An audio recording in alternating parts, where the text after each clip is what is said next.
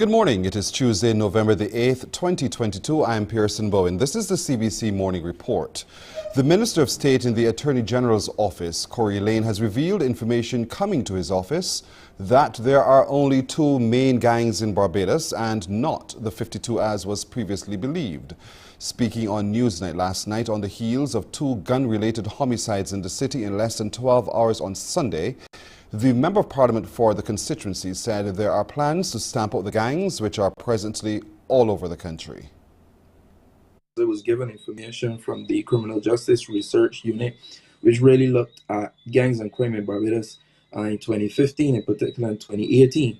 And we're seeing that the gangs are really right across Barbados, in every parish, in every constituency, in every school. And it's not really multiple gangs. What has happened recently, and I've seen some WhatsApps going out about it, the WhatsApps are pretty on point. And that there's been a lot of consolidation of the gangs. So in some cases where research pointed to 52 gangs, it actually can see the consolidation into two gangs, which makes them more powerful, but also makes the solution a little easier when you have less to deal with. So one of the things we've been doing, and we did the launch at Grantley Adams to the anti-bullying, and what we are saying to schools, particularly to parents, principals, and police, that we're going to have zero tolerance for this gang thing, the gang signs and all of that. We actually got to recognize them, and we got to say it to parents. We got to sensitize parents. We're having none of that. We're saying to the schools, we're having none of that. So we are actually going to stamp it out in many different ways. We have the carrot, where we're going to propose not just what we're going to take from the children, but what we're going to give them in exchange. And we do have the stick, which the Attorney General and his part of law enforcement and law fighting will continue to deal with, in terms of bringing the full force of Barbados to say that we will not be held hostage by a few, and there'll be a zero tolerance to this nonsense. The area I'm focusing on more is not fighting necessarily against the criminal, but working with people to prevent it, and working with those already in it, and how we can get rehabilitation and get them on a better path.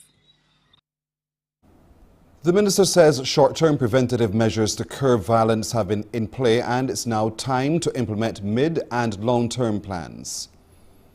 I'm also working on a project for the revitalization of Bridgetown with a number of other persons, and we plan to bring more traffic into Bridgetown. We plan to bring cruise tourism into Bridgetown in a major way. We plan to spice up the Constitution River to have night entertainment. And what happened yesterday and our plans are not compatible. So that even speaks even more in terms of what we got to do now for the short and medium term, and also what we continue to do for the long term. I want to tell Barbadians that the work continues in earnest, and the work will step up in a few weeks. And what do I mean by that? There are a number of programs, existing programs, that we are going to be scaling up. So there are lots of young people idle across Barbados. There are lots of gang members, feuding gang members, something that we cannot run away from. And although we've employed our short-term measures of direct intervention, speaking directly to where these feuds are happening, there are lots of programs that speak to medium and long-term rehabilitation and preventative methods of our young people and our community members that we are going to be scaling up. And then on top of that, we're going to be adding a number of innovative, powerful programs after speaking to a number of stakeholders out there. Coming up on the CBC Morning Report, the U.S. midterm elections are today. We'll have a preview.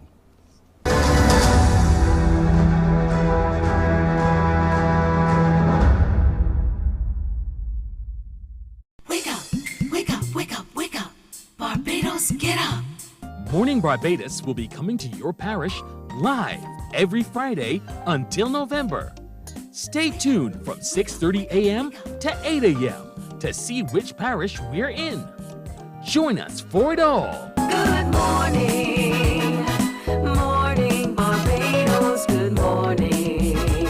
Wake up. Morning to you. Come on, you family, make some noise. Are you ready? Q in the community. Community is on every Thursday in a community near you. The community is well and alive. Come on down and, have a line with all of me. The more mature folk come to dance, to sing. Keep the bones smooth. Q in the Community is your place to meet friends, to socialize, and just to be you. Yes, come on down and take in the karaoke. Whether you come in from north, south, east, or west, we have a bus for you. Q in the Community. Stay tuned to Q100.7 FM to find out where we will be next, and follow us on Facebook.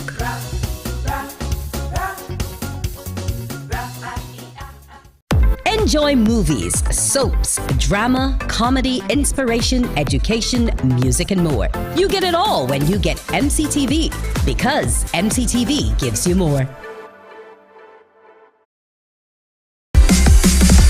While you go about your business, we go about our business, and that is gathering the news. Stay up to date at CBC News Barbados on Facebook, Instagram, and Twitter.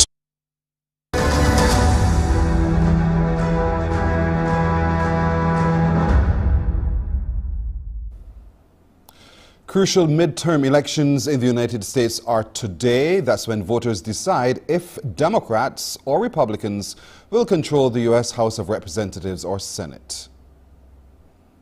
They're called midterms because they come right in the middle of the president's four-year term. Here's what's at stake. All 435 seats in the House of Representatives, where the Democrats currently hold only a tiny 8-seat majority, and 35 of the Senate's 100 seats. Right now, the Senate is evenly divided, so that means a change of control in just one seat could put the Republicans in charge. With all that voting across the country, the election really comes down to only a few battleground states. Only 10 of those 35 Senate races are really competitive. In the House, it's about 50 out of 435. Joe Biden is not on any of these ballots, yet midterms are traditionally seen as a test of the president's strength. If his Democratic Party does poorly, then it could make it almost impossible for Biden to get anything done over the next 2 years. Also, Congress isn't the only thing Americans are voting on.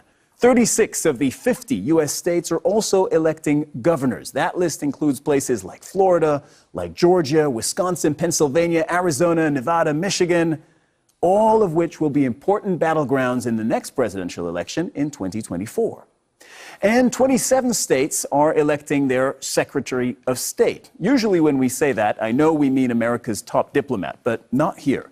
At the state level, it means a completely different thing. It refers to the official who oversees administrative services like professional licensing or registering corporations. And crucially, in most states, the Secretary of State is also in charge of elections. And that is suddenly more important than ever because of the elephant in the room, Donald Trump. And more than 300 Republicans who are on the ballot at every level this midterm falsely believe that the 2020 presidential election was flawed, or they have repeated Trump's claim without evidence that the election was stolen from him. Bottom line, people who reject America's last presidential election could end up in charge of running the next one. 2 years after voters gave Joe Biden a chance and ousted Trump, the election itself now appears to be on the ballot. And you could argue, so is the future of democracy in America. Well, those midterm elections come at a time when inflation in the country is running rampant and the Federal Reserve has hiked interest rates to the highest levels since early 2008, making the economy a pressing poll issue alongside the vital concerns like women's reproductive rights and access to voting. It seemed that the Democratic strategists thought that that appeal to the exhausted majority, the people exhausted by Donald Trump, the people shocked by January the 6th, it would be enough simply to make them go to the polls by reminding them of what happened on January the 6th, of reminding them of some of the candidates who are running at the moment. And then in addition, the Democrats hoped that because of what happened in the summer at the Supreme Court regarding abortion would be another reason why the Democratic base and indeed suburban white women, some of those who might not be inclined to vote in a midterm. Remember, midterm elections are all about getting out your base. But there was a real hope, and it may still be true with early voting and indeed on Tuesday itself, there was that hope that this would actually spur on people who may be disillusioned with Biden to go to the polls because abortion and female reproductive health care rights was on the ballot too. But what the Democrats decided to avoid up until this point, really, up until just a few weeks ago, was the economy. And you know, we don't have to be an electoral genius to know that the economy, I'm going to avoid the cliche, actually I'm not, it's the economy, stupid. So inflation was running away, prices were sky high, and yet the Democrats weren't even talking about it. And you're seeing, and of course the luxury of being in the opposition is you can simply say, look what a disaster they are on the economy, but not necessarily put forward your own ideas. But the Democrats weren't even touching that, and that's become a real issue. There are lots of discussions maybe we can get into in the coming days about why they didn't touch the economy until very recently, but that's really hurt them because it really seemed like they weren't even in touch with the major issue that is facing most Americans, that is high prices. Ukraine's electrical grid operator has told consumers to brace for more blackouts in the capital Kyiv and 6 other regions as it seeks to reduce the strain on energy infrastructure damaged by Russian missile and drone attacks. Volodymyr Zelensky says people should be prepared for persistent blackouts across the country. One energy company says Ukraine was almost a third short of power supplies on Monday. Kyiv's mayor is telling people to get ready to leave temporarily if the capital loses electricity and water. As of this evening, stabilization power outages continue in Kyiv and 6 regions. More than 4.5 million consumers are without electricity. Most of them are now in Kyiv and the Kyiv region. It's really difficult. Harry Fawcett joins us now from Kyiv. Harry, the power cuts are very noticeable around you, and you explained earlier that it's not everywhere all the time. So how much is this really impacting daily life, and what is it doing to morale in the country? Well, it's certainly impacting daily life, without question. It started out with scheduled power cuts when people were warned of the particular time that their neighborhood might be experiencing a 4-hour blackout. It's certainly got more frequent and less predictable than that now. So people can be just living normal life in their apartments and suddenly the power will go out. So it certainly has an impact. But when you talk to people, and we've been talking to people about this topic for some weeks now because it has been the main issue here in Kyiv for some time, you get one largely of 2 reactions. Either a sort of a stoic defiance that it's not going to break us, we're just going to get on with life as best we can, but also quite frequently real anger. One woman said that it was a lack of a morality in the Russian warfare. And so that is the general response. But of course, there is the prospect of it getting worse. The winter temperatures are starting to set in now, and the current situation is 30% lack in power, just over that, across the 7 regions where this is happening. If these attacks continue, that could get worse, and these power cuts could last longer. There is something of a mixed message coming from authorities, preparing for the very worst, which could be a real large evacuation of a city like Kyiv of 3 million people if all of the power goes out and there are no water, no sewerage connections as a result of that. They're trying to walk that back a little bit, saying that is the worst case scenario, not something that they expect to happen. But the mayor of Kyiv just on Sunday saying that those with relatives who have regular and reliable supplies of water and heating out in the country, that they should make plans, people who live here, to go and stay with them in the worst case scenario. One bit of positive news as far as the president is concerned is the import of new reinforcements in terms of the anti-air weaponry that's being supplied by the allies of the Ukrainian government, the NASAMS anti-missile systems coming in and being publicized, and also the intelligence here talking of a potential lack of Russian stores of the kind of cruise missiles that have been doing the real damage in terms of attacking the energy system here. Coming up on Morning Barbados in Winnie, join me at 6:30. We'll have our conversations on CARICOM. We'll be taking a look at the Prime Minister's address to COP27 in Egypt and what its correlation to the Bridgetown agenda. We'll talk more about that, the Bridgetown Initiative. My child has a problem in the bathroom. What do I do? Those questions will be asked of our pediatrician when she joins us in just a little while. And Agent Sharita comes by to remind us that in real estate, size does matter, but how? Those questions and more when we meet up for Morning Barbados at 6:30. Until then, we'll take a break and we're back with more in just a moment.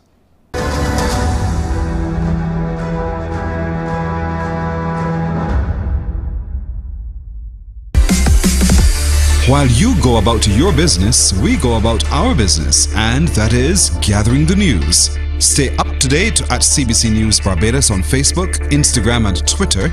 Get news update on radio throughout the day. And join us for the CBC News Night at 7 every night. CBC News team is on the job and bringing you the news.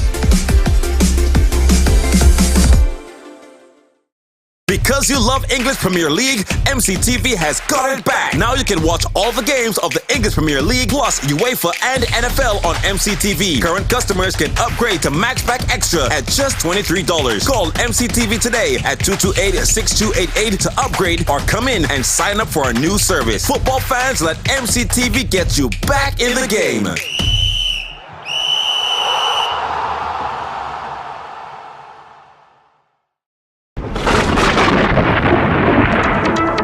When disaster threatens, it is comforting to know there's a team working to deliver credible, comprehensive, and up-to-date information. A team that is committed to serving you. A team that will be there before, during, and after the disaster. That is Team CBC, here for you this hurricane season.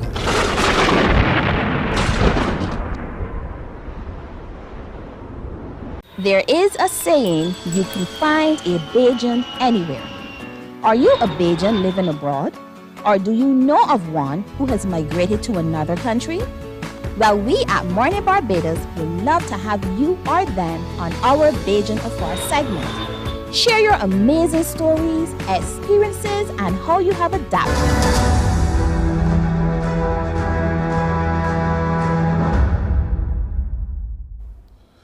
Well, there is a call for the borrowing rights to be unlocked to help release the potential of the private sector. This is one of the messages from Prime Minister Mia Amor Motley as she addressed COP27 in Egypt yesterday. This world looks still too much like it did when it was part of an imperialistic empire. The global north borrows between interest rates of between 1% to 4%. The global south of 14%. And then we wonder why the just energy partnerships are not working. Similarly, we ask ourselves if countries that want to finance their way to net zero and want to do the right thing can't get the critical supplies, will they not have to rely again on natural gas as that clean bridge? This is the bald reality. And we have come here to ask us to open our minds to different possibilities. We believe that we have a plan. We believe that there can be the establishment of a climate mitigation trust that unlocks $5 trillion of private sector savings if we can summon the will to use the SDRs, 500 billion of SDRs, special drawing rights, in a way that unlocks the private sector capital. Meanwhile, United Nations Chief Antonio Guterres has warned that world leaders gathered at the COP27 summit in Egypt that humanity faces a stark choice between working together or collective suicide in the battle against global warming. Nearly 100 heads of state and government are meeting there in the Red Sea resort, facing calls to deepen emissions cuts and to financially back developing countries already devastated by the effects of rising temperatures. Participants have a busy 2 weeks ahead. A report by the World Meteorological Organization found that the last 8 years have been the hottest on record. UN Secretary General Antonio Guterres stressed the time for action is closing, and it's closing fast. A window of opportunity remains open, but only a narrow shaft of light remains. The global climate fight will be won or lost in this crucial decade on our watch. And one thing is certain, those that give up are sure to lose. So let's fight together and let's win for the 8 billion members of our human family and for generations to come. The clock is ticking. We are in the fight of our lives and we are losing. Greenhouse gas emissions keep growing. Global temperatures keep rising. And our planet is fast approaching tipping points that will make climate chaos irreversible. We are on a highway to climate hell with our foot still on the accelerator. We need the United States and China to really be on board. If I were to simplify things on emissions, our battle is for the richest to be present, to pay their fair share. On this point, I want to be clear.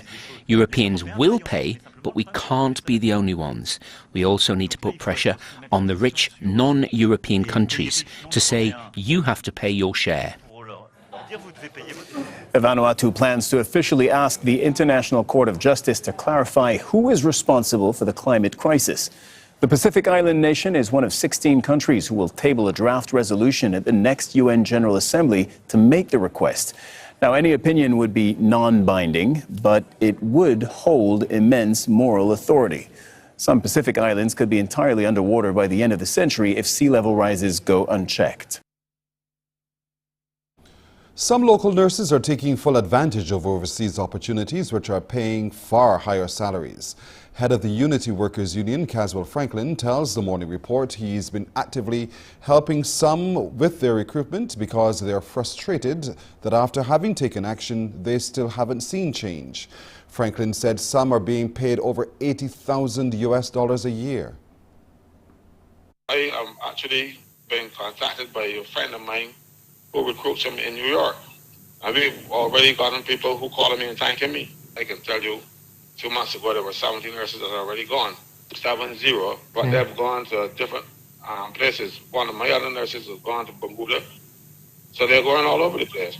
I've arranged for some of them to leave. So my nurses are getting $98,000 per annum now, US. That's almost the Prime Minister's pay. The Prime Minister's get $200,000 Barbados. Damn far from $98,000. Well, local small and medium enterprises are preparing for entry into the global market. They are attending the National Cultural Foundation's Orange Economy Hub program entitled Accelerate to Export at the Courtyard Marriott Resort in Hastings. Senior Business Development Officer Andre Hoyt says participants are following a wide and varied 4-day program. Today's session will include things from logistics. We have garter shipping, for example, some other persons who are handling that. We have some other partners such as Export Barbados who will be talking about their Voyager program and really getting them to understand what's required to get their products into the market. And then tomorrow they do one-on-one sessions with attorneys, financiers, other product development specialists to help them pull all of their packages together for their pipelining into market. The Business Development Officer says participants stand to benefit from exposure to a number of influential stakeholders in the marketplace. You have a product, you want to build a market share, you want to ensure that it gets out there. Those are the key things that we're looking at. The legal aspects behind that in terms of intellectual property, in terms of paperwork. When you go into these global markets, you know, it's now competitive. And there are some hurdles you may have to jump simply because your product is so good. And what we're finding is that there are a lot of consumers who want that kind of niche product that is not mass produced. And we actually have the formula for that. The head of a local counseling service wants to know why the Ministry of Education has not embraced his anti-bullying campaign. Sean Clark of Supreme Counseling Services at the relaunch of the program at the Grantley Adams Memorial believes it is time it is taken to a national level. We need to know what the authorities that be are waiting for to implement a national campaign in Barbados to help secure our children. My friends, the program works, but you have to work the program. Students, this is your program. You are the ones with the power to put an end to bullying at the Grant Lee Adams Memorial School.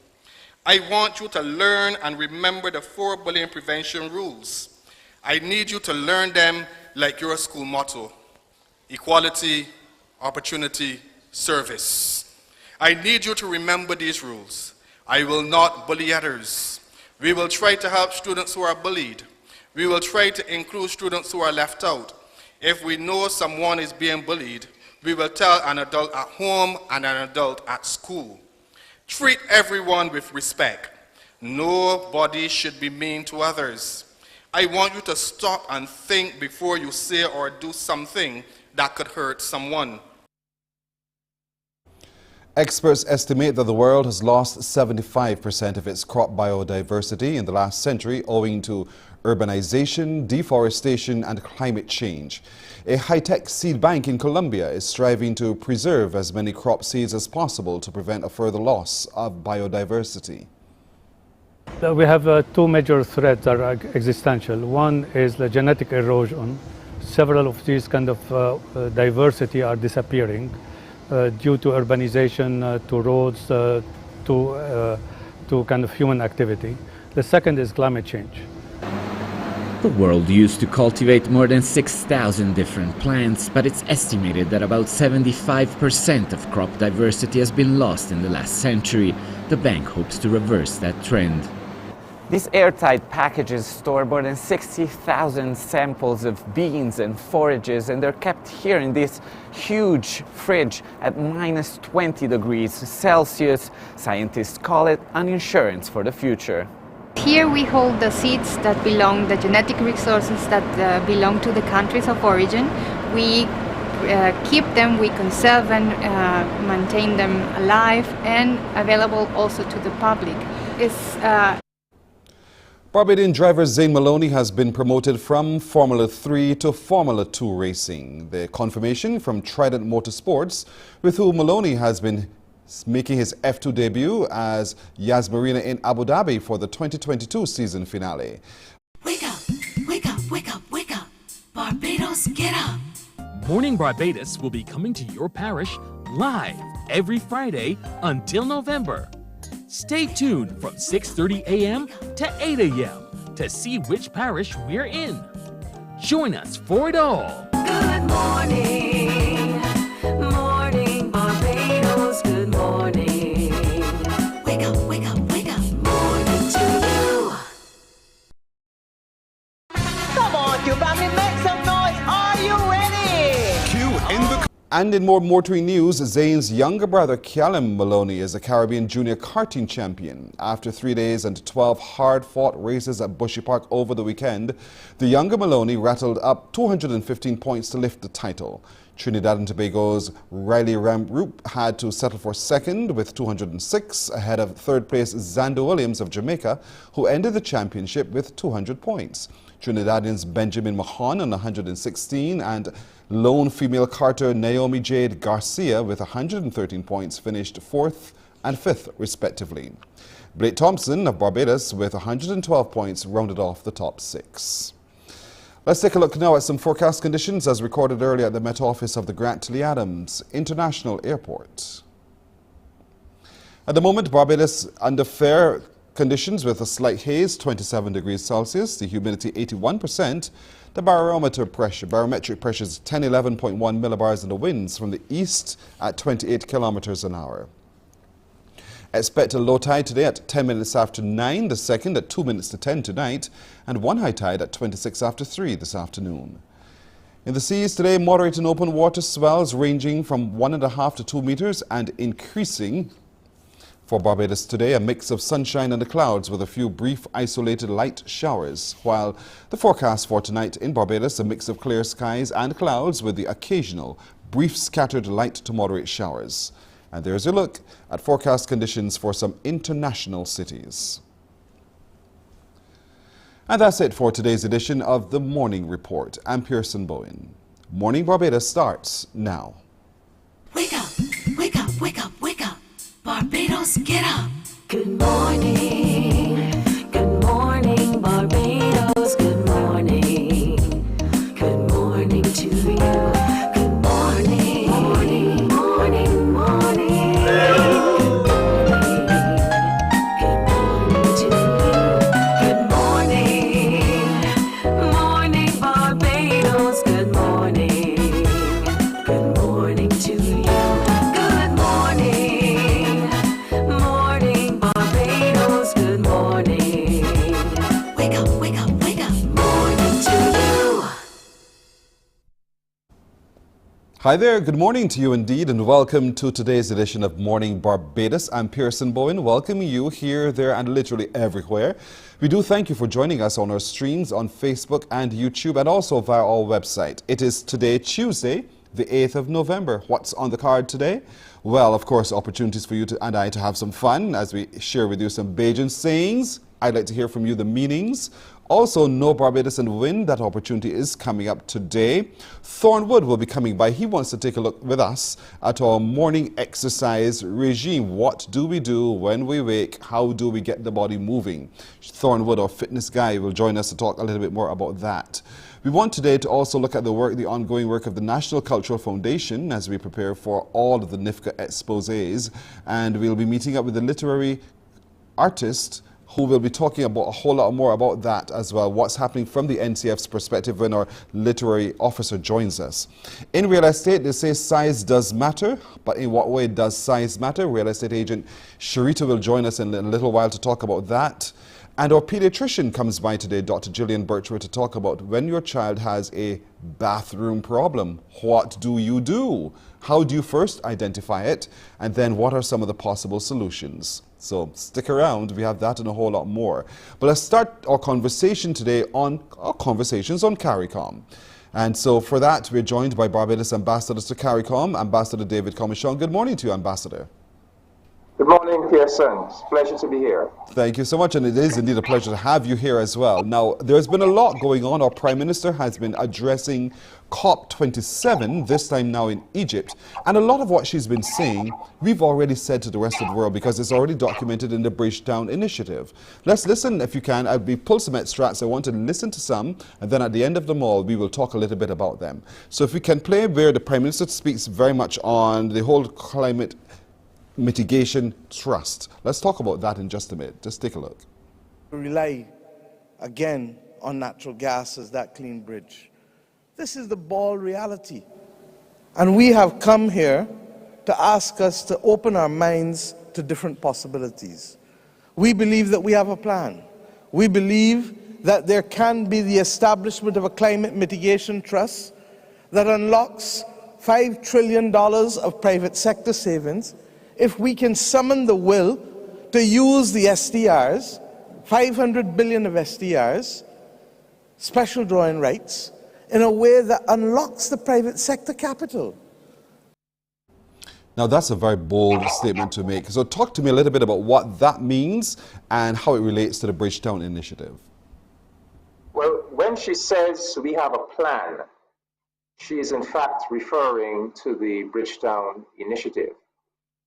And what she has just announced there, the Global Climate Mitigation Trust, that is actually at the core of the Bridgetown Initiative. It is step 3 of the Bridgetown Initiative, and it is designed to launch a massive global assault on the climate crisis.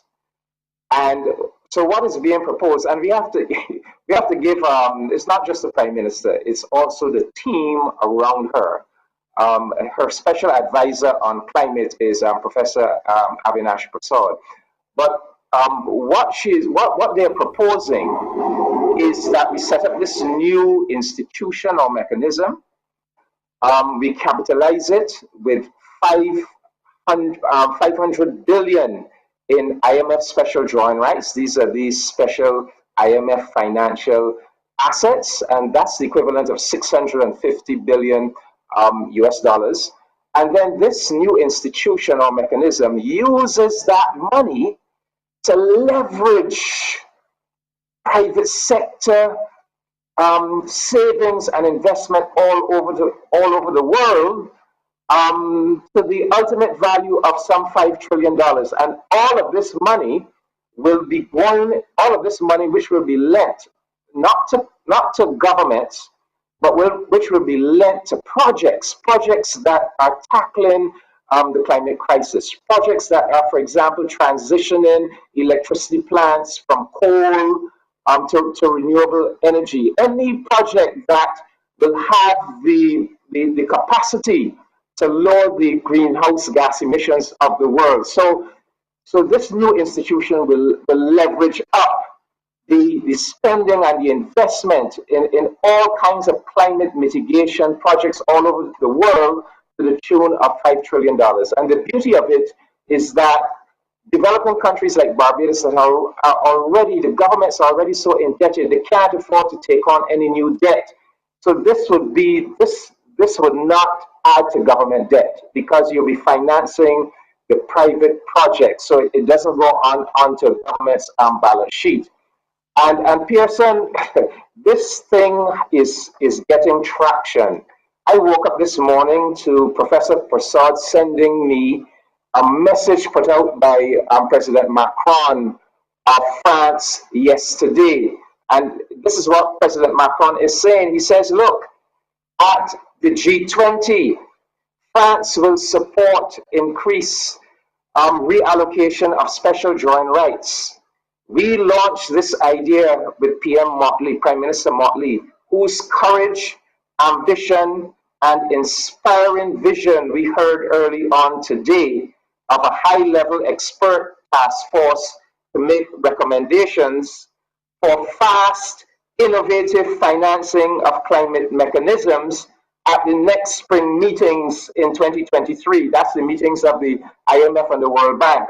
In the next 6 months, IMF, OECD, World Bank, we need to come up with concrete proposals to activate the innovative financing mechanisms. We need to transform our logic, otherwise it will be too late. We do this in partnership with Prime Minister Motley for next spring 2023. This is implementation. We cannot wait for the next COP. That's President Macron yesterday. So we developing countries, we did not create this crisis. We are on the front lines of it.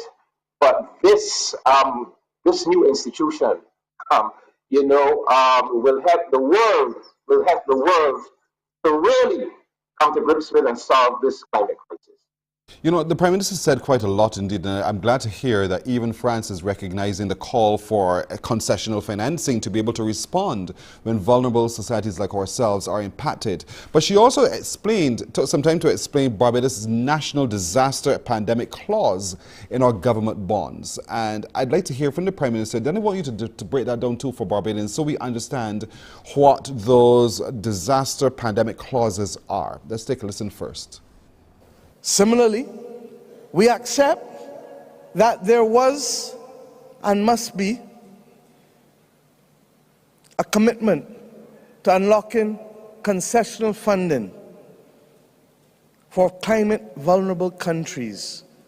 There is no way that developing countries who have been graduated can fight this battle without access to concessional funding. We heard it on this stage from the head of my old alma mater at LSE. We believe as well that the time has come for the introduction of natural disaster and pandemic clauses in our debt instruments.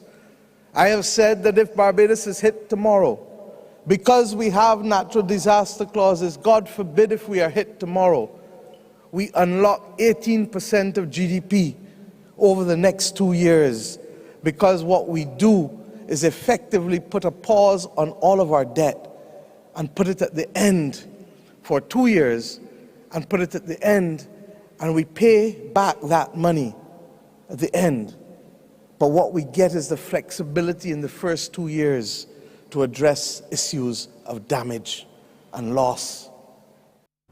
And that's it. You get financial flexibility to be able to respond to issues of damage and loss. And tie it in now to the Bridgetown Initiative. Yes, well, it's part of the Bridgetown Initiative. This is a Barbadian innovation that Barbados is introducing to the rest of the world.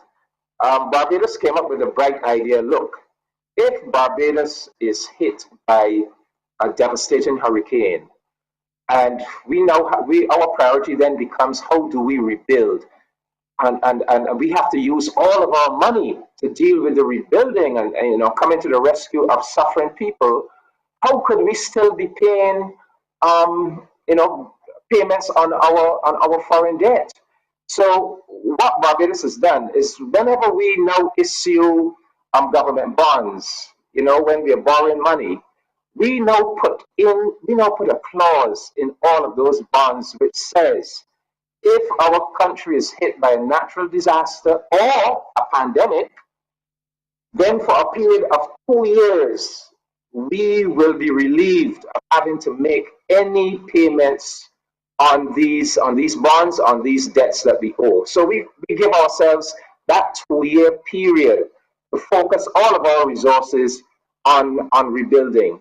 And so Barbados is offering that. Barbados is saying this should not just be a Barbados initiative. This should be across the board for the entire world. Because when a crisis hits you, it's not of you haven't caused it, and you must be permitted to focus on responding to that crisis. But the Bridgetown Initiative is also proposing, in fact, to even go beyond that the world, the international community needs to set up a special fund that a lot of the resources can come from multinational companies, like oil companies, that have contributed big time to global warming, to tax them, to contribute to a fund that will be available to developing countries when they are hit by a natural disaster like a hurricane and devastated, that they should be given grants to rebuild. They should not have to go and borrow money and take on debt to try to rebuild. They didn't cause the climate crisis. They're now the victim of it, and there should be reconstruction grants to rebuild. So all of this is in the Bridgetown Initiative. The idea that the multilateral development banks need to upscale their activities. They need to be making an additional US $1 trillion available to governments all over the world at concessional rates and long repayment periods. We are saying 30 years to build resilience to climate and to achieve the sustainable development goals, the long-term development goals of proper education systems, proper public health systems, no hunger, getting rid of hunger in countries all over the world. So all of this, Pearson, is the Bridgetown Initiative, and Barbadians should feel very proud that we have been the facilitators, not just our ideas alone. Many people contributed to these ideas, but we brought them to Barbados and we helped to put together a package of ideas that, if you judge now from the comments made by President Macron, the world, it seems as though these ideas are getting traction and stand a very good chance of being implemented. Prime Minister went on to talk about reformation of some of those financial institutions as well. And, she called the phrase the Bretton Woods. And for a lot of people, they're wondering, what is that? Do you have any idea what is Bretton Woods? And finally, we believe that the multilateral development banks have to reform. Yes, it is time for us to revisit Bretton Woods. Yes, it is time for us to remember that those countries who sit in this room today did not exist at the time that the Bretton Woods institutions were formed, for the most part. And therefore we have not seen, we have not been heard sufficiently. And if we are therefore to rise to the occasion, to play our part to stop the tragic loss of life that we have seen on these screens, and the impact on livelihoods that we are feeling across our countries, then there needs to be a new deal with respect to the Bretton Woods institutions. and we need to ensure that they have a different view to their risk appetite, that we look at the SDRs, and that we look at other innovative ways to expand the lending that is available from billions to trillions. So when the Prime Minister speaks about Bretton Woods, what is she talking about? Well, at the end of the Second World War in 1945, there was a major, all of the independent countries of the world, and back then there were only 51. All of the Caribbean were colonies, Africa, most of Asia. So these countries came together at a place called Bretton Woods. And it was there at that conference that the World Bank and the World Bank group of institutions, the World Bank is not just one institution. There are four. There's a World Bank group of institutions and the International Monetary Fund. This is where these institutions were born. So these are the major global financial institutions. So they are known as the Bretton Woods institutions. And the point that Prime Minister Motley is making here is really is at the core of the Bridgetown Initiative, which is this idea that, look, back in 1945, nations like Barbados did not exist. So we were not at the table. Africa was not at the table, Asia, not the Caribbean. And so when these institutions were constructed back then, they were constructed with a bias towards the countries that existed then, the European, North American, a few Latin American. And so you do not have the presence and influence and voting power of black and brown countries and people in these institutions, and that needs to change. These institutions need now to be brought into the 21st century. There are now 195 independent countries in the world, and the black and brown African and Caribbean countries and governments, we need to be given our rightful space within these institutions. And in fact, we go beyond just the formal Bretton Woods institutions. We're saying that even informal groupings that, have tremendous influence on world policy, like the G20, why isn't it the G21? Why isn't the African Union brought to that table when these policies are being developed? Because African Union represents 1.4 billion African people. So this is one of the overarching ideas, that we revamp these institutions, we bring them into the 21st century, not only in terms of our black and brown presence and influence within them, but in changing, reshaping the functions that they perform and the scale at which those functions are performed, so that they are more meeting the critical developmental needs of developing countries like African and Caribbean countries. The Bridgetown Initiative explained globally and locally as well. Ambassador Comishon, thank you so much. We have to leave it right there, sir, and I do look forward to engaging with you again next week, if it be God's will. Thank you. Right, Ambassador David Comishon in our conversations on CARICOM. We'll take a break here. We're coming back with more in just a moment. Morning, morning, morning. Good morning. Good morning to you.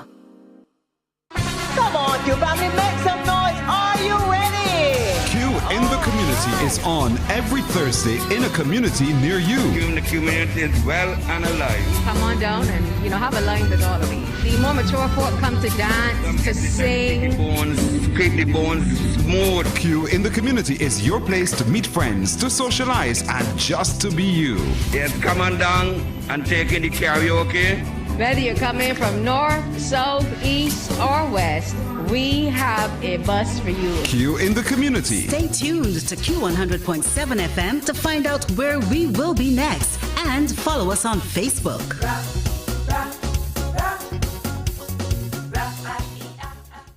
Enjoy movies, soaps, drama, comedy, inspiration, education, music, and more. You get it all when you get MCTV, because MCTV gives you more. While you go about your business, we go about our business, and that is gathering the news. Stay up to date at CBC News Barbados on Facebook, Instagram, and Twitter. Get news update on radio throughout the day. And join us for the CBC News Night at 7 every night. CBC News team is on the job and bringing you the news. Because you love English Premier League, MCTV has got it back. Now you can watch all the games of the English Premier League plus UEFA and NFL on MCTV. Current customers can upgrade to Maxback Extra at just $23. Call MCTV today at 228-628. Morning, morning, morning. Good morning. Good morning to you. We have 9 minutes now to go to the hour of 7 o'clock as we continue to support the work of the National Cultural Foundation, joined this morning now by the Literary Arts Officer, Cara Price. Cara, good morning to you. Good morning, Pearson. Always a pleasure to speak with you. Thank you so much, and with you too, for me. Now, the ongoing work of the NCF as it relates to literary arts, I know there's so much work that you have been doing, and NIFCA is now on, and then there's even more that you're still doing. I want to hear more about the audio narration workshop. Talk to me a little bit about that. Okay, great. Yesterday was actually the first day. It's a 3-day workshop. We've hired 2 international presenters out of the United States of America. That would be Andy Arndt and Ronnie Butler, who's actually of Bahamian descent. I don't know if you're familiar with the singer, the Calypsonian Ronald Butler from the Bahamas, but this is actually his son. Yes, right. So we have realized that there is a growing trend towards the development of audiobooks. This is the fastest growing publishing medium. And so what we wanted to do was to offer training to our writers, our voice actors, producers, anybody interested in developing their art form as it may relate to producing audiobooks. So we have this 3-day workshop going on. It's being presented, it's being offered free to the public. Registration is already closed. It started yesterday. So it's yesterday, today, and tomorrow, 5 to 9. But we were just overwhelmed with applications. I was pleasantly surprised at how many Barbadians were interested in delving into this market. And so what they would be receiving is not only training in narration, but training in the business of audiobooks, marketing. The 2 presenters actually yesterday gave like hands-on training. So participants were able to actually read their work and be critiqued by these 2 award-winning professionals who have narrated themselves countless books. Sometimes the writer is not the best orator. And so the opportunity, I suppose, will come where people who specialize in adding their voice to other people's work, the opportunity will soon come for them to be able to benefit from this kind of expertise as well? Yeah, so at this time, we actually have opened the training workshop to writers and to actors, broadcasters, any person who has an interest. We had applicants supply a bio, and then based on what their interests were or their experiences, we were able to select the right people. So we have a good mix of writers as well as people who have histories doing advertising, who work in radio, and people who would be good fit for this type of work. Because as you rightly pointed out, some people may be talented at writing, but narrating may not necessarily be their thing. But then you do have those writers who want to narrate their own work and just want some guidance in terms of step by step. And we found that the presenters actually gave them some guidance in terms of if you wanted to set up something at home, what would be some of the equipment that you would need, that type of thing. But I want to add in here that in support of our artists,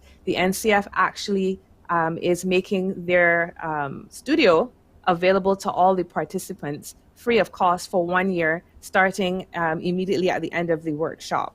So if you took part in this audiobook training workshop and you want to actually create your own audiobook, you'll be able to come to our ambassador studio, which is located in Pelican Village, right? And you can actually use our facilities for free.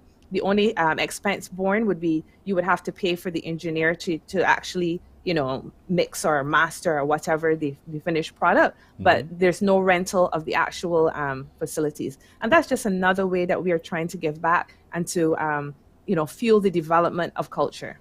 Indeed. One of the other initiatives you guys are engaged into is Through Their Eyes. What's that about? Okay, great. That is a favorite project of mine because this project is actually giving young, up-and-coming Barbadians the opportunity to kind of put on their journalism hat and interview inspiring and prominent Barbadians who they may not regularly be able to come into contact with. And so it's a series. There are 5 episodes. The one that you're actually seeing on the screen right now is episode 1, where we have Eliza Jane of Queen's College interviewing Khalil Kothdiwala. And that was a very interesting interview. I would love the Barbadian public to know that we did not provide the questions in any way to these young journalists. They were only assigned, an interviewee. And they then came up with their own questions, and they came up with some good questions. Especially, there were certain scenes where you saw them kind of pulling, almost like in a Barbara Walters style interview. Yes. Some hard hitters. So it was really good, and it gives them exposure, and I think it builds their confidence. It builds their confidence, but it also builds their ability to think on their feet, one, and to get creative with language and the like as well. So it sounds as if it's going to be really good. Where can one see that series, though, Through Their Eyes? Great. Okay, so anybody who's interested, which I hope all of you watching are interested in watching it, you can go to ncf.bb as well as to our YouTube channel. We have a really active YouTube channel. And there are plenty of videos, I mean, from years gone by, all kind of footage, NIFCA last year, NIFCA this year, but most importantly, Through Their Eyes. So you can see all of the episodes there. And we really encourage you to support these young people because I think what they're doing is really important. It's as if you are seeing leaders of today with leaders of tomorrow. So it's a really good thing to be a part of. I am thrilled by it, honestly, and providing opportunities for the next set of broadcasters to come through as well, being developed and honed through the work of the National Cultural Foundation. But getting back to the audiobook narration as well, for when will you have the next series of workshops where that's concerned? Is there a plan to have it, and when? That's the $1 million question. I had so many people call me and beg and cajole me to include them in the course, which unfortunately is at capacity. The presenters were really strict about the numbers because they wanted it to be an interactive experience, not just them sitting back talking to people, but to be able to give good feedback. So based on the overwhelming response, I'm really hopeful that we'll be able to repeat the workshop at sometime soon. Great. So we're in the season of NIFCA. And so literary arts is also a critical component of NIFCA. So can I hear a little bit more about what one can expect this year? Okay, great. We have 3 competitions this year, and I want to say this is kind of a soft reintroduction back into the NIFCA competition. Because of the COVID pandemic, we've really been doing a lot of showcasing. But this year, the Literary Arts Desk, we have 3 competitions. We have the Junior Prose and Poetry competition. We have our adult short story and poetry competition, and we also have the unpublished manuscript competition. And I think they're all very exciting competitions because we are offering publishing opportunities to winning entries of the NIFCA Literary Arts competition this year. So take, for example, if you had an unpublished manuscript that you wanted to have released to the public and you entered your manuscript into the competition, it was the winning competition, you would then have your manuscript published free of cost to you. And I get at my desk questions daily from members of the public who have interesting stories to tell that they want to share with their fellow Barbadians, and they want to know how can they go about getting this published? What grants are available for them to assist them with publishing? So this is a wonderful opportunity for writers to seize, to be able to share their work with not only Barbadians, but with the world. Indeed. So this is really fantastic. But NIFCA is on. You'll hear a whole lot more as we begin our relationship with you in earnest, indeed, at the National Cultural Foundation. Carrie, we got to leave it right there. But for anyone else who has a need for more information, they can contact you, no doubt. That's correct. You can reach me at my desk number, which is 417-6625. And I can also be reached via email at kara-price@ncf.bb.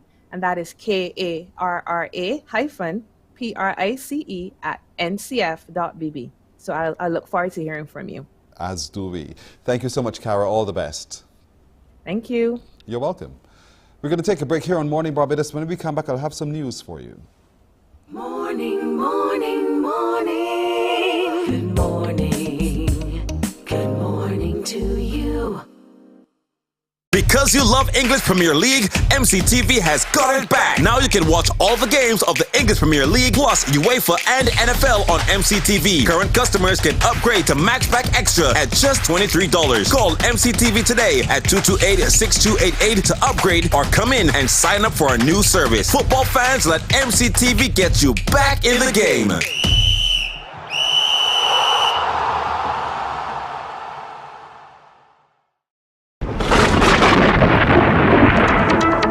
When disaster threatens, it is comforting to know there's a team working to deliver credible, comprehensive, and up-to-date information.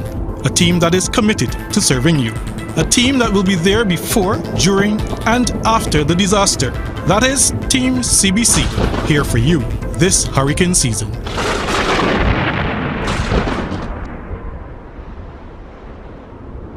There is a saying, you can find a Bajan anywhere. Are you a Bajan living abroad?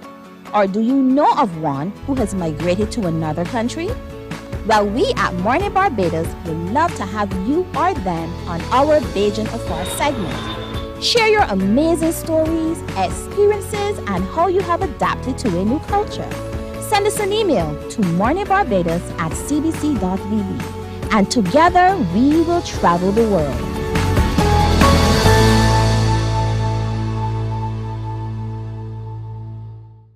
Some ask, what makes Barbados so special? We at Morning, morning, morning. Good morning. Good morning to you. It's 3 minutes after 7 o'clock. Let's update you on the news now. Minister of State in the Office of the Attorney General, Corey Lane, has revealed information coming to his office that there are only 2 main gangs in Barbados and not the 52 as previously believed. He was speaking on Newsnight on the heels of 2 gun-related homicides in the city in less than 12 hours on Sunday. The MP for that area said there are plans to stamp out the gangs which are all over the country. It was given information from the Criminal Justice Research Unit, which really looked at gangs and crime in Barbados in 2015, in particular in 2018. And we're seeing that the gangs are really right across Barbados, in every parish, in every constituency, in every school. And it's not really multiple gangs. What has happened recently, and I've seen some WhatsApps going out about it, the WhatsApps are pretty on point. And that there's been a lot of consolidation of the gang. So in some cases where research pointed to 52 gangs, you actually can see the consolidation into 2 gangs, which makes them more powerful, but also makes the solution a little easier when you have less to deal with. So one of the things we've been doing, and we did the launch at Grant Leonard to the anti-bullying, and what we are saying to schools, particularly to parents, principals, and police, that we're going to have zero tolerance for this gang thing, the gang signs and all of that. We actually got to recognize them, and we got to say to parents, we got to sensitize parents. We're having none of that. We're saying to the schools, we're having none of that. So we are actually going to stamp it out in many different ways. We have the carrot, where we're going to propose not just what we're going to take from the children, but what we're going to give them in exchange.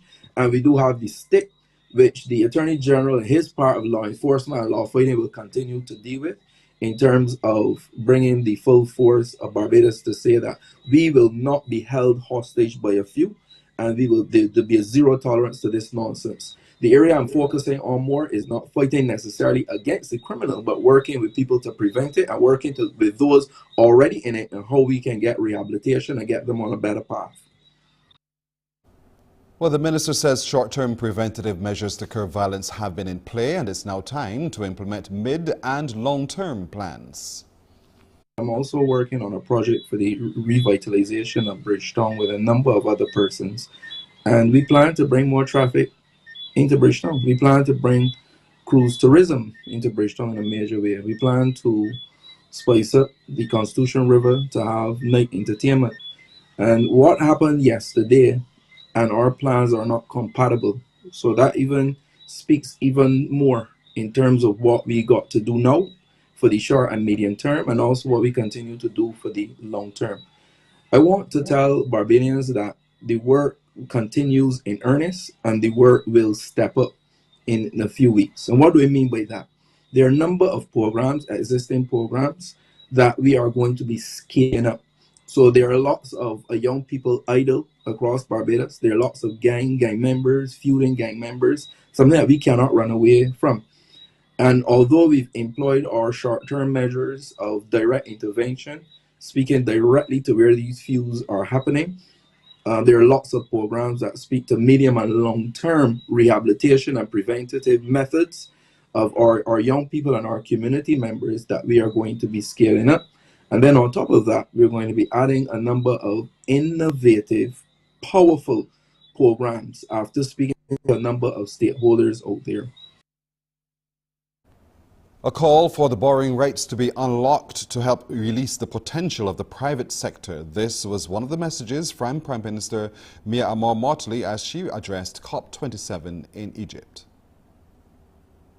This world looks still too much like it did when it was part of an imperialistic empire.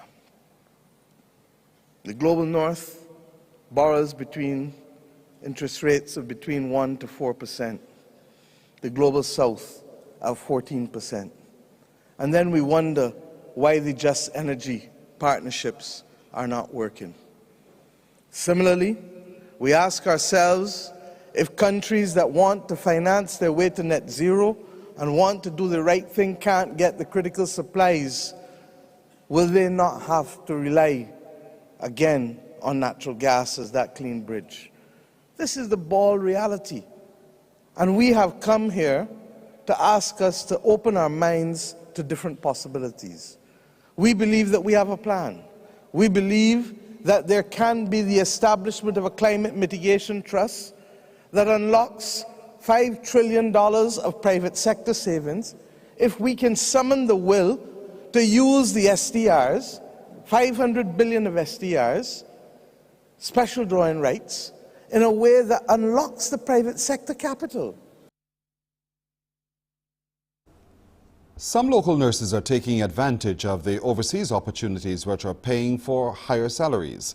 Head of the Unity Workers Union, Caswell Franklin, tells the Morning Report that he's been actively helping some of nurses with the recruitment because they are frustrated that after having taken action, they still haven't seen change. Franklin said some are being paid well over $80,000 a year. I am actually being contacted by a friend of mine who recruits him in New York. And we've already gotten people who call me and thanking me. I can tell you, 2 months ago there were 70 nurses that are already gone. 70, but they've gone to different places. One of my other nurses has gone to Bermuda. So they're going all over the place. So I've arranged for some of them to leave. So the my nurses are getting $98,000 per annum now, US. That's almost what the Prime Minister's pay. The Prime Minister's get $200,000 Barbados. Damn far from $98,000 US. Local small and medium enterprises are preparing for entry into the global market. They are attending the National Cultural Foundation's Orange Economy Hub program entitled Accelerate to Export at the Courtyard Marriott. Senior Development Officer Andre Hoyt says participants are following a wide and varied 4-day program. Today's session will include things from logistics. We have garter shipping, for example, some other persons who are handling that.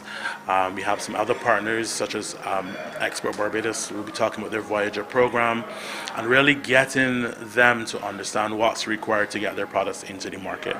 And then tomorrow they do one-on-one sessions with attorneys, financiers, other product development specialists to help them pull all of their packages together for their pipelining into market.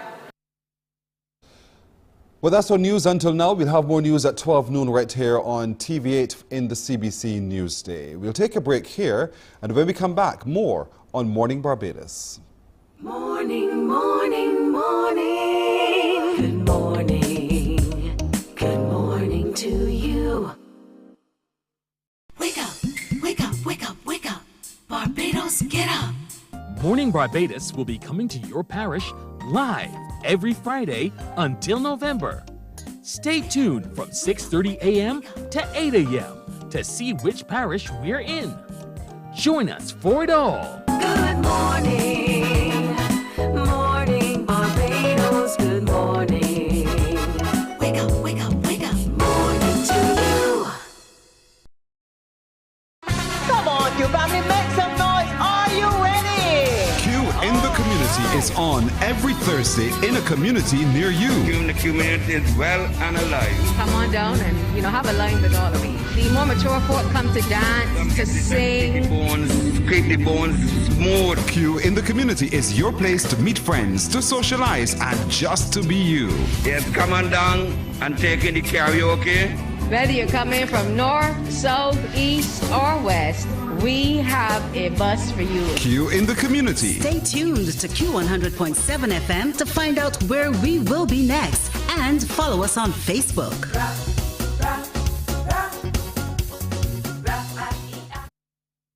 Morning, morning, morning. Good morning. Good morning to you. 12 minutes after 7, time to know Barbados and win. Time for you to get on your phone to give me a call on 228-5562 or 228-5563. When we show you the picture, your job is to identify the location and let me know what you've come up with. So are you ready to know Barbados? Show me how well you know Barbados to win. Of course, once your name is taken, your name goes into the box for the big draw on Monday, and you get a chance to win some glorious and really fantastic prizes thanks to our supporters, our partners, Purity Bakeries, the Barbados Beach Club, Seabreeze House, Aqua Spa, Oro Restaurant, Ross Trevor Hotel, and Golden Sands Hotel. So good luck to you. What is today's picture that I'd like you to identify? Remember, the numbers are 228-5562 or 228-5563. Take a look at your screen and tell me by phone what you see. Tell me where it is. 228-5562, can we share?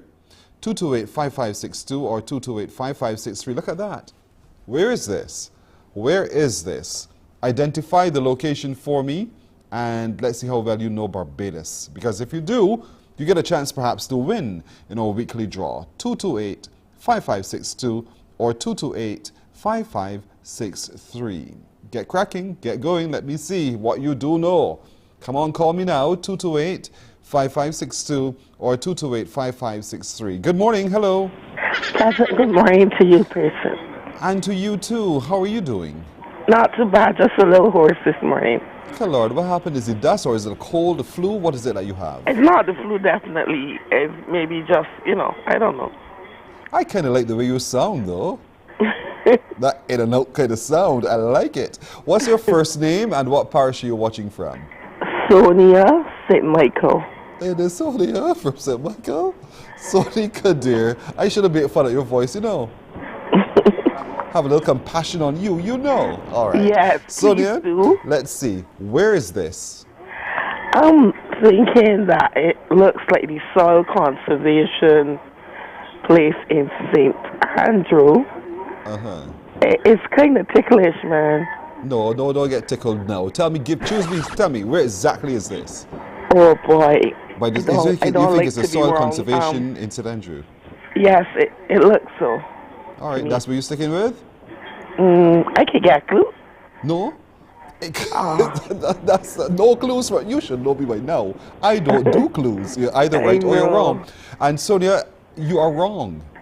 Man, I know. But anyway, thank you for trying here. Go and take care of that voice, Sonia. Rub it down with some candle grease, as we would say, the neck. 228-5562 or 228-5563. Yes. Old-fashioned things. 228-5562 or 228-5563. Sonia didn't get it right. So can you identify this location? Good morning. Hello. Hi. Hi. How are you? Fine, thanks. Good. You're welcome. And what is your first name and what parish are you watching from? Haley Walker and Sorry? Christchurch. Say it again. Haley Walker and Christchurch. Haley. Yes, please. Is that Okay, Haley. And Haley from Christchurch, what do you think is this location? St. Philip. Where in St. Philip? Don't listen to the television. Don't listen to the television. Listen to your telephone. So where in St. Philip do you think this is? Haley? Yes, sir. All right. Where in St. Philip do you think this is? All right. So Haley, let's say Haley, you'll try again another time. All right, but okay. Let's see if we get that worked out next time. 228-5562 or 228-5563. Somebody tell me now. Tell me now. Where is this? Where is this in Barbados? I thought you all knew Barbados. Clearly you don't. Thank you. Hello? Good morning. Good morning. Good morning. What are you saying thank you for? I'm not sure. Sorry. You just said, okay, thank you. Why did you say? Oh. That was a mistake. All right. So how are you doing? I'm fine, thanks. Good girl. And what's your first name and what parish are you watching from? Rianne. Say it again. Rianne from St. John. Rianne of St. John. So Rianne, you sound as though you know the answer. Where is this? That is Botanical Gardens. You sound very matter-of-fact, Rianne. What makes you so certain? Because I train in there every evening. What do you train doing? Track and field. You are a track athlete, Rianne? Yes, please. What event? What pet event? 400 hurdles and 400. Whew, some big long ones, girl. You must be exhausted when you're done the 400 meters. I would be, or even the 400 hurdles. As a matter of fact, what school are you with, or are you with a club? Foundation. I am. You're with I'm with the club. You're with a club, but you're also with Christchurch Foundation. Good girl. And you actually believe this is the Botanical Gardens? Yes, please. I'm certain.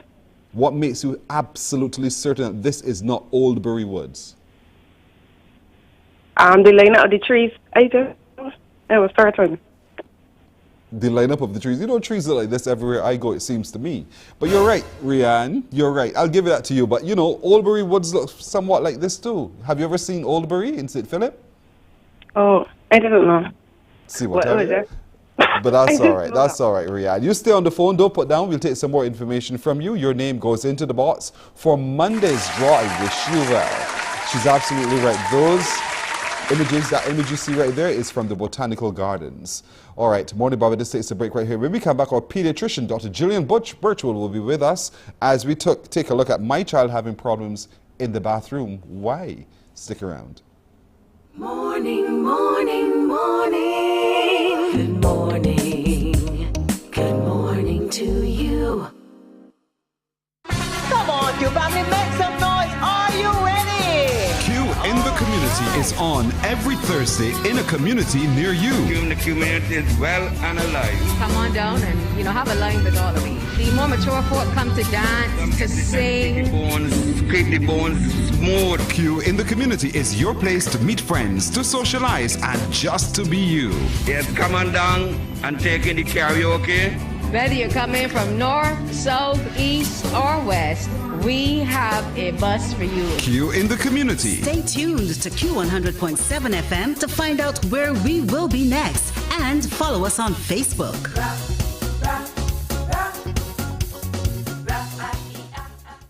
Enjoy movies, soaps, drama, comedy, inspiration, education, music, and more. You get it all when you get MCTV, because MCTV gives you more.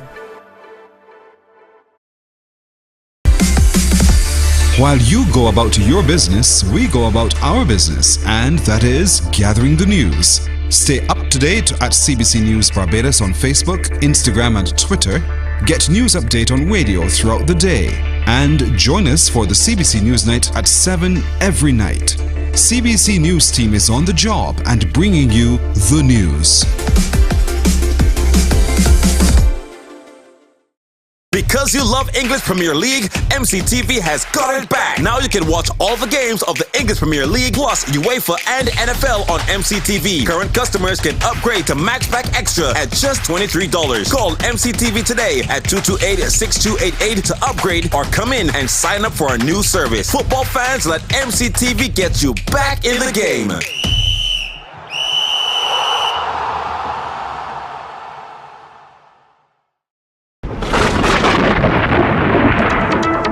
When disaster threatens, it is comforting to know there's a team working to deliver credible, comprehensive, and up-to-date information. A team that is committed to serving you. A team that will be there before, during, and after the disaster. That is Team CBC, here for you this hurricane season.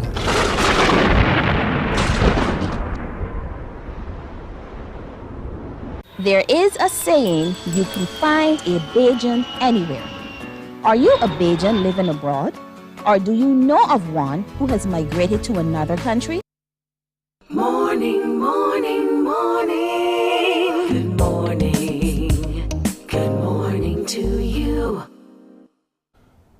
We're 22 minutes now after 7 o'clock now. On a Tuesday morning, we take the pleasure in meeting up with our favorite pediatrician in the world, Dr. Gillian Birchwood. Dr. Birchwood, good morning. Good morning, Pearson, and good morning to all of Barbados. Good to see you yet again. And I hope that parents are listening very carefully today, because we're looking at the question of, my child has a problem in the bathroom, what do I do? And so when that parent asks that question, one of the first things that one would think it would be, oh, is your child constipated? And how do you not know your child is constipated? So what is constipation, first of all, and how can we spot when this young child is constipated? Well, constipation is one of those things that seems like a simple problem, but it can really balloon and become a major problem that affects a child's life and therefore their family's life. And you'd be surprised how often parents don't know that their child is constipated, particularly the older children. So what you'll find is that, older children go to the bathroom on their own, so their parents are not going to be aware. Mm-hmm. But constipation really means one of several things. In older children, if a child is going to the bathroom fewer than twice per week, that means that they're probably constipated.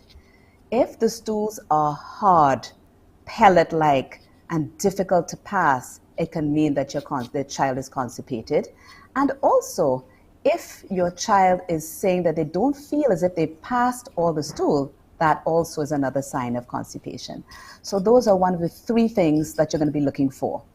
In babies, it can be a little bit different, because babies who are around a month of age or so may quite normally, if they're breastfed, go as long as a week without passing stool. So in that case, that's quite normal, although it's really scary for parents.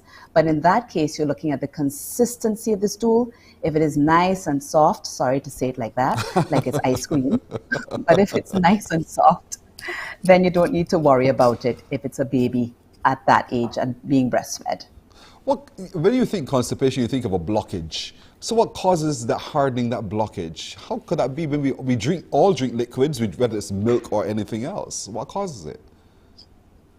Well, there are many different possible causes. In children, the most common cause is the diet. When you have young children, they're very picky with what they eat. They often totally reject leafy green vegetables, and many times they also reject fruit. They may be getting too many processed foods, and so you'll find that they may be constipated because of their diet. Another aspect of the diet that can be a cause of constipation is when they're transitioning. So for example, if you have a breastfed baby who's going to formula, that can definitely be associated with constipation in some cases.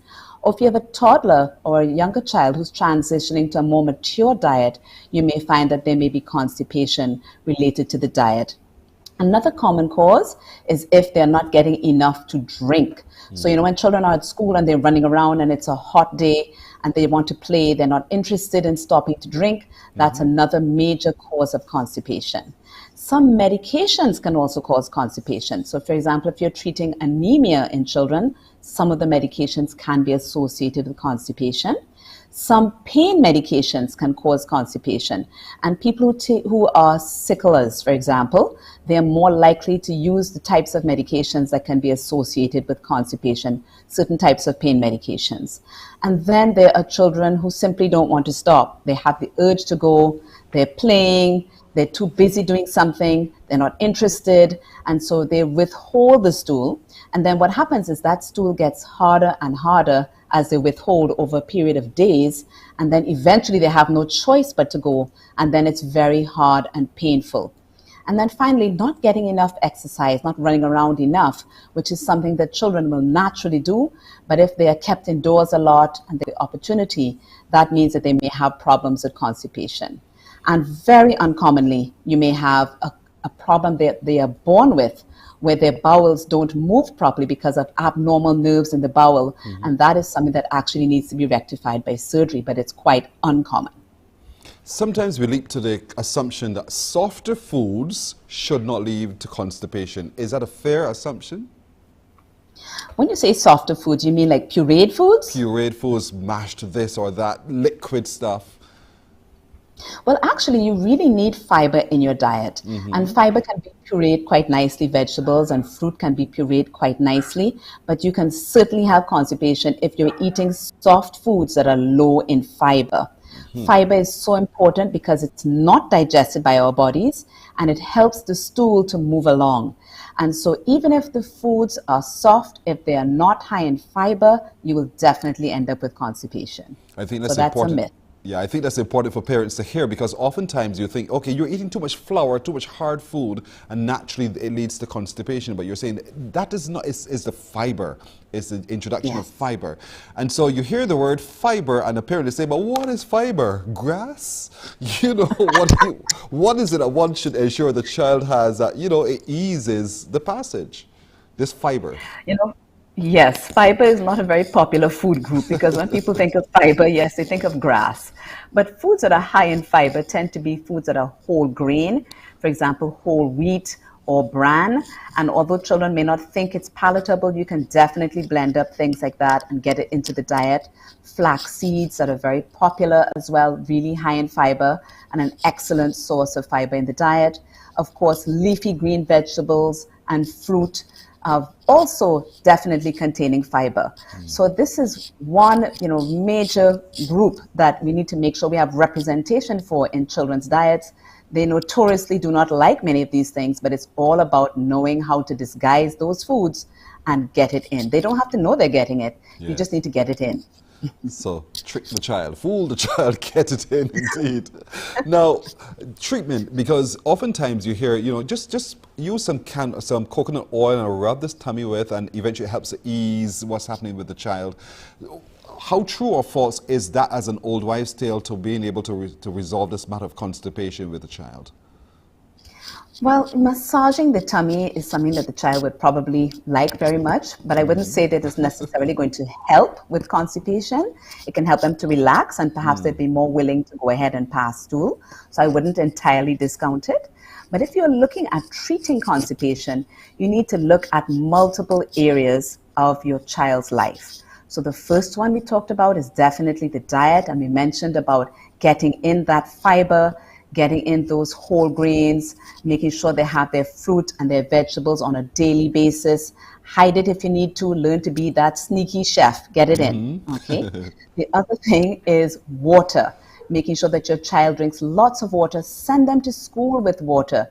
Don't send them to school with those sugary drinks and those sugary juices. Send them to school with water. Give them lots of water, more when it's hotter, because I definitely get lots of calls from parents whenever the weather is hot that the child is constipated, they're not drinking enough fluids. It's important to make sure that you have regular meal times, because our bodies have a natural urge to pass stool within about half an hour of having a meal. So having regularly scheduled meal times can definitely make a difference. Make sure that you put your child on the toilet at the same time every day, because again, it takes advantage of that natural urge to pass stool after you've had meals. Don't do it for breakfast probably because everybody's running out of the door, but do it at the same time in the evening when you can relax and make sure that they actually enjoy the experience and it isn't a stressful one. Be gentle with potty training. If you're too rigid with potty training, children will be frightened and withhold, and it's important to back off if you are potty training and a child is constipated. Give them a little chance to settle down and don't stress about the potty training. It will eventually happen. Couple of things. How do you identify that it is constipation and not just an upset stomach when the child is all fidgety and the like? What are the signs that you recognize as discomfort? And then, no, I'll hold the other one once I hear your answer. Let me hear you. How do you identify? Yes, a good thing because my attention span, yes. So anyway, good thing to give one question at a time. So, that is actually a really good question because sometimes parents don't recognize the signs for what they are. So in younger children and in toddlers, you'll find that they may exhibit withholding behavior. So when it's time to pass stool, the parents will report, my child is straining. And what they won't realize is that child is actually straining to squeeze the stool in because they're afraid to pass the stool. So the telltale signs are tiptoeing, for example. If you find that they're straining and they're tiptoeing and they're holding on to things, they're crossing their legs, they don't want to sit down, which will encourage the stool to pass, these can be telltale signs that actually they are withholding, which is a major cause of constipation. In addition to that, they may have discomfort and be very upset when it's time to pass stool. They may be crying. They may have a bloated tummy, which is something you may notice in older children who aren't necessarily going to volunteer the information about constipation. And you may see blood on the toilet paper when you are wiping your child. You may see little spots of blood because the stools can be very large and sometimes result in small tears of the lining of the anus as the stool is being passed. But look out for signs of withholding because parents will often not recognize it for what it is. And the last thing, in children who have constipation, they may seem to have diarrhea when the loose stool that's being backed up actually just kind of pours out around the constipation that's causing the blockage. If it is not addressed at all within a particular time frame, what's the danger, what's the harm to the child? So as we said, it is really something that seems simple, but it can have major long-term implications.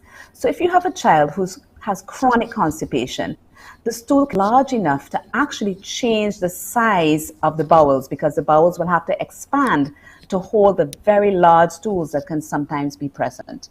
So it's really important to know that the stools can get huge enough that they can actually press on the organs that are close to them. And I've had children who have severe constipation who the parents came in and said, my child can't sit, keeps running to the bathroom all the time to pass urine. And it was because the stools were so huge, they were pressing on the bladder and causing that child to run out of the bathroom every minute when they were in class, so they couldn't stay in class. There is also the social aspect to it because there may be soiling when the child has severe constipation, which of course is socially unacceptable and very unpleasant.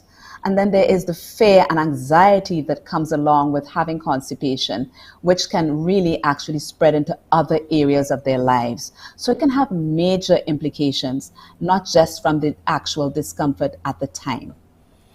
So adults, don't think that if you have a problem with constipation that the child doesn't either. The child probably has it just as much as you. And so it's important that you pay attention to what's happening with your child. Watch for the different changes and signs and the regularity or not. And see if you can head over as fast as possible to your doctor or your pediatrician for some solution there. But fibers and water, not just liquid, fibers and water really will go a long way in easing the passage right the way through. For some, it's an uncomfortable subject, but for some, it's a very important subject. And so we thought we should have it today. Dr. Birchwood, as always, thank you so much for joining us. And if it be God's will, next week, Tuesday, we'll meet again in your office, ma'am. Have a great day, Pearson. See you next week, God willing. As always, thank you. Dr.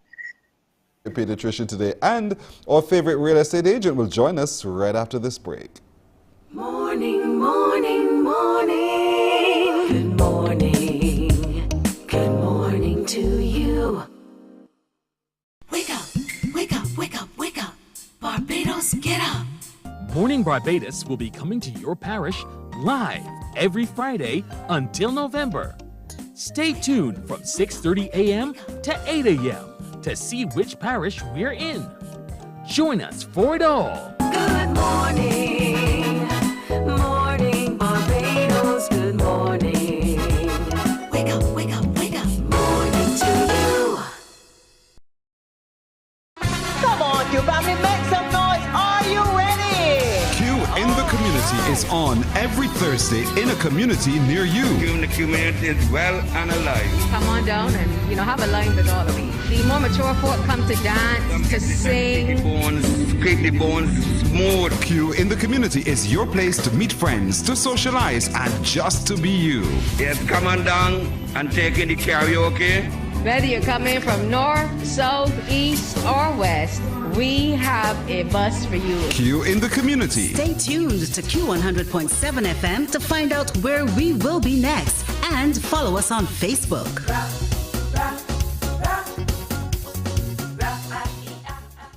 Enjoy movie. Morning, morning, morning. Good morning.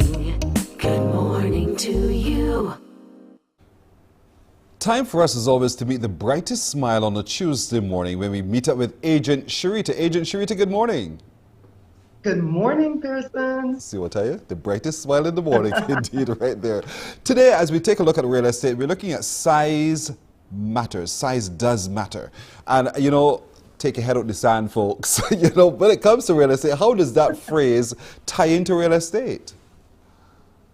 Well, let's be honest. When it comes to buying property, there's two schools of thought. Some people are just happy to purchase a ready-made property that they can live comfortably in. They don't need too much. Some people are going for the biggest plot. When it comes to development, they're looking for the biggest piece of land, thinking that size is everything, that it would add value to whatever property you build and so forth. So neither is wrong. It's a matter of personal preference, but there's some things that you need to be mindful of when you're so caught up on size. So what are some of those things I need to be mindful of when we are so caught up on size? All right. So in terms of land, for example, when you're talking size, you're talking higher property value. Okay? You're paying for more, so you have to put out more money. But what does that mean? If you're looking to build, there is an additional preparation cost. Remember, we are all about foundation in the Caribbean. We like to, make sure we build on rock. So it's going to take more money to get down to that rock because you're covering a larger area, more than likely because you want to put up a bigger house. So you have to be mindful of that in terms of prep and so forth. Now, one thing you have to consider is that when it comes to buying land, some people say, well, 10,000 square feet, yeah, that's good. But you need to look at some other aspects of that land. Is that 10,000 square feet the net land, which is the usable land that you can build on, or does it comprise other components? And I agree with you. I mean, in real estate, you talk location as well. So how do I know that this large 10,000 square feet of land that I want to buy is on the kind of soil that does not take me forever to get down to rock? How would I know? Well, first off, I always recommend get test holes done. In a development, you can look at 9 houses being built and think that you would be fine, and your lot turns out to be the deepest. So get test holes done. It's just a matter of asking the owner for permission to dig out 2 or 3 holes, see where the depth is at, and fill them back in when you're done. So that's the first thing.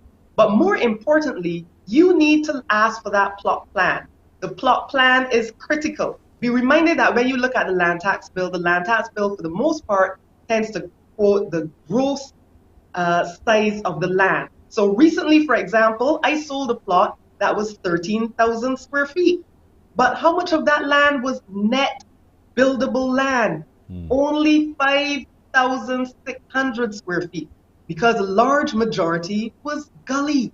About 7,000 square feet was gully. You cannot build in any part of the gully. So you might be thinking, yay, I got 13,000 and change square feet. But how much can you actually use to build on? So that's something to think about when you are purchasing land. You have to look at that plot plan and remember that things like water courses, Yes. Drainage, your verge and carriageway meaning road that totals up the road reserve, those are not included in what you can build on. So even your guard wall cannot be all the way up to the front, touching the road. So you have to ask those questions. What net buildable land do I have to play with? And then knowing the net buildable land determines also the size of the house that I would want to put on this reserve as well. So let's talk about that as it relates to size does matter. Yes. So in terms of town and country planning standards, I think they still remain the same, where you can only build up to 40% of the net buildable land. Some persons might be surprised to hear that. 40% is the maximum you can build on the net usable land. That's why you need to find out what that is when you look at the plot plan. Now, in terms of size does matter, I'm not, some people are all about length, but I believe it's the width that's more important. When it comes to length, for example, those who are into agriculture and planting, they like length because they can put their rows of kitchen garden in the back. But when you have that width, you get something you can play with because you have a wider scope of floor plan that you can use. You can have that curb appeal, really make it sexy in the front. And I believe that width is what really is the prize when it comes to buying a plot of land. I think you just raised for a lot of people the question of, and you say to yourself, but I didn't know this, 40% of what is actually usable for construction. I honestly did not know. And so one would have assumed, but I purchased 10,000 square feet in land. I want to be able to use 8,000 of it to build because it's going to be me, the shop, and everything else I'm doing.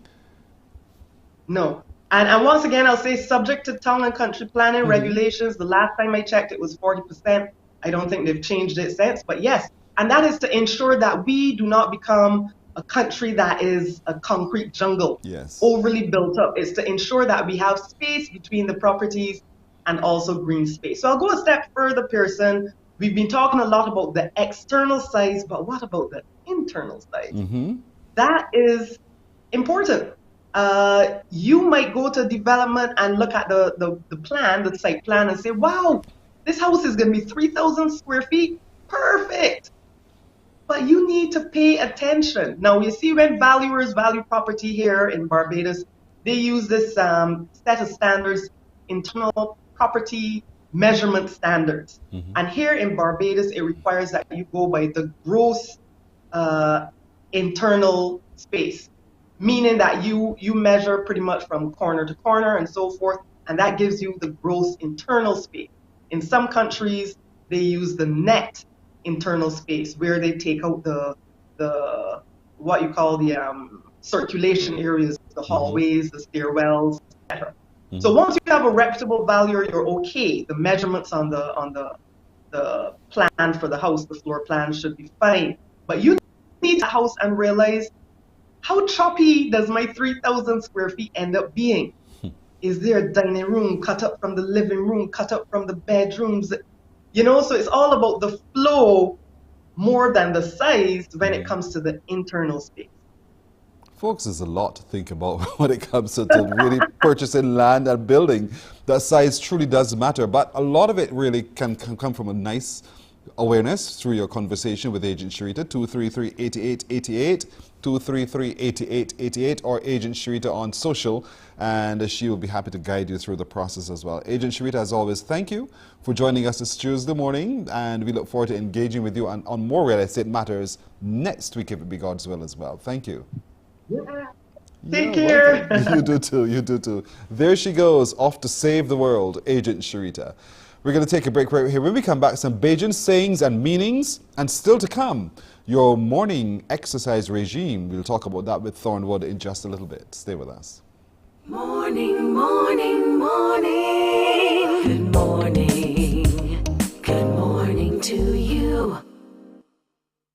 Enjoy movies, soaps, drama, comedy, inspiration, education, music, and more. You get it all when you get MCTV, because MCTV gives you more.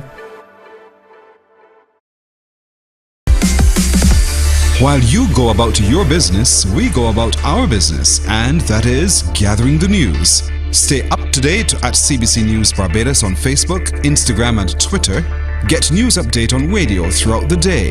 And join us for the CBC News Night at 7 every night. CBC News team is on the job and bringing you the news.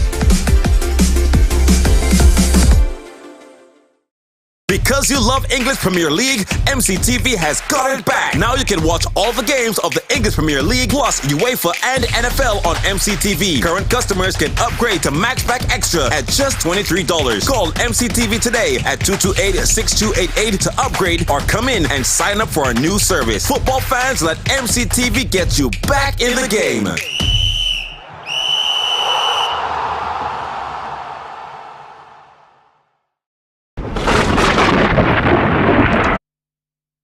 Morning, morning, morning. Good morning. Good morning to you. 14 to the hour now. Let me continue to test you and to see how Bajan you truly are. I have some Bajan sayings. I'd like to hear your interpretation of those sayings. Put it in English, in other words, for me. Are you ready? Are you ready to give me a call on 228-5562 or 228-5563? I hope your answer is yes, we're ready. And so if you are, let me give you the first phrase for this morning. Let's see if you are truly a Bajan. Let's see if you get it right. Your first phrase says, bucket going up and down in the well every day, the bottom bound to drop out. Bucket going up and down in the well every day, the bottom bound to drop out. Did I say as Bajan as I possibly could? What do you think that means? 228-5562 or 228-5563. Bucket going up and down in the well every day, the bottom bound to drop out. What does that mean? Come on, talk to me as a Bajan. 228-5562 or 228-5563. It's right there on your screen. Bucket going up and down in the well every day, the bottom bound to drop out. What does it mean? Good morning, hello. Good morning. Hey, how are you? I am fine, thank you. Don't let me knock you off. What do you think that means?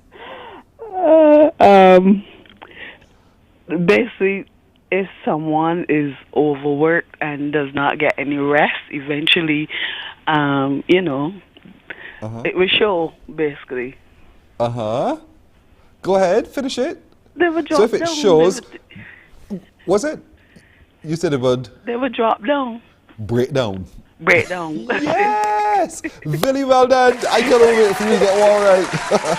That's right. Sustained pressure and exertion will eventually lead to a breakdown. Yeah. So bucket going up and down every day and the bottom bound to drop out. At some point it's going to break. You're going to break down. Thank you so much, Billy, all right? You're welcome. Bye-bye. She got one right. Sweet Ross, she got one right. That's from St. Lucie, if you please. Let's give you another one if you can. Let's give you another one. You can't stop your ear from hearing, but you can stop your mouth from talking. You can't stop your ear from hearing, but you can stop your mouth from talking. What does that mean? 228-5563. I think this is easy. 228-5562 or 228-5563. You can't stop your mouth from talking. No, turn to wrong person. You can't stop your ear from hearing, but you can stop your mouth from talking. What does that mean? 228-5562 or 228-5563. Come, call me now. Call me now, you Bajan you, and tell me what that means. Put it in English, in other words, for me. You can't stop your ear from hearing, but you can stop your mouth from talking. Good morning. Hello. Hi, good morning. Hey, how are you? I'm okay, and you? I'm well, thanks. You're a Bajan? Yes, I'm Bajan. You think you're a real Bajan? Yes, I am. Tell me what this means. You can't stop your ear from hearing, but you can stop your mouth from talking. What do you think that means? Well, everything that you hear, you don't have to over, as the Bajans would say. You're a real Bajan for children. Everything you hear, you don't have to over with. That's right. You don't have to repeat. Well done. Yes. So you'd heard this phrase before? My grandmother. See what it means to live with your grandmother now? It is so important to pay attention to what your grandmother says. You can't stop your ear from hearing, but you can stop your mouth from talking. Girl, you're right. Yes. Well done. Yes. First name? First name? This is Tamika. Yes, it is you. It is you. Thank you so much. Have a good day, okay? Okay, you. Alrighty then. It is now 10 minutes to go to the hour of 8 o'clock. Guide me, O thou great Jehovah. All right, great. We'll take a break right here. And when we come back, Thornwood will be sharing with us some of those early morning exercises. Oh, sorry. Thornwood will be doing some of those early morning exercises. He's here cracking up. We're going to take a break. We're coming back in just a moment. Morning, morning, morning. Good morning. Good morning to you.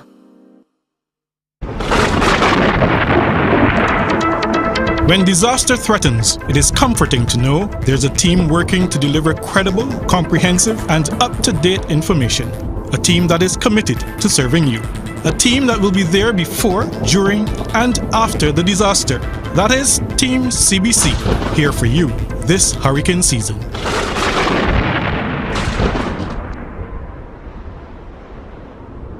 There is a saying, you can find a Bajan anywhere. Are you a Bajan living abroad? Or do you know of one who has migrated to another country? Well, we at Mornin Barbados would love to have you or them on our Bajan Afar segment. Share your amazing stories, experiences, and how you have adapted to it. Morning, morning, morning. Good morning. Good morning to you. So we're 9 minutes now to go to the hour of 8 o'clock. I cannot wait to see. But by the way, do you have a early morning exercise regime, or do you just stretch, get up and go? And is that enough? Do you take some time perhaps to have some water and then do some exercise, or you have some water and you do absolutely nothing? Or do you think your exercise is just simply getting ready for work? During the day, do you take some time to also exercise, or do you think just walking through the office is sufficient exercise in a given day? When you get home, what do you do? Just drop down in front of the television and that's it? Or do you also have some exercise regime? What do you do? What do you do? How much consideration do you give to what to do with your body to keep it active and moving? Those are some of the things we're going to be continuing to talk about with Thornwood, our fitness guy. He'll join us in just a moment.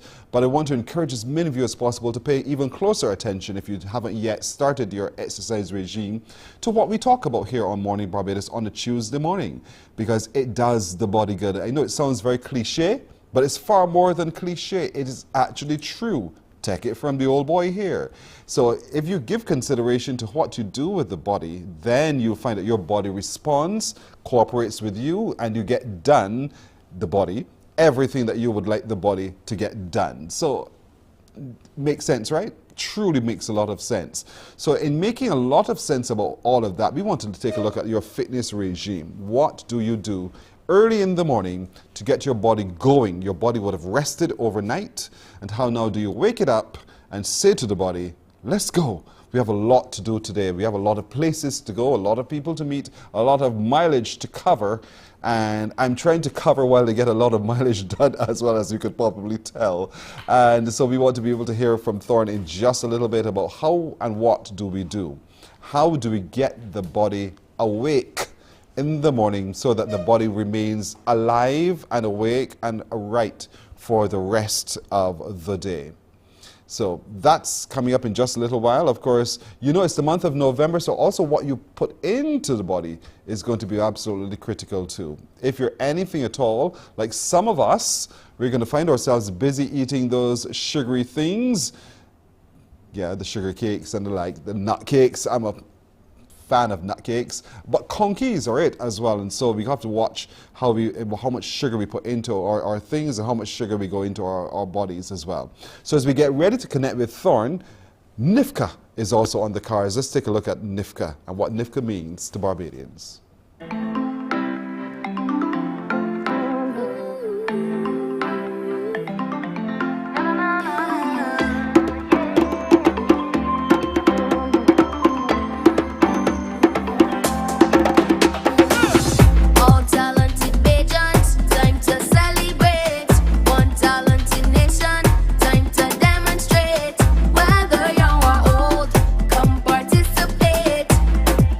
Tradition.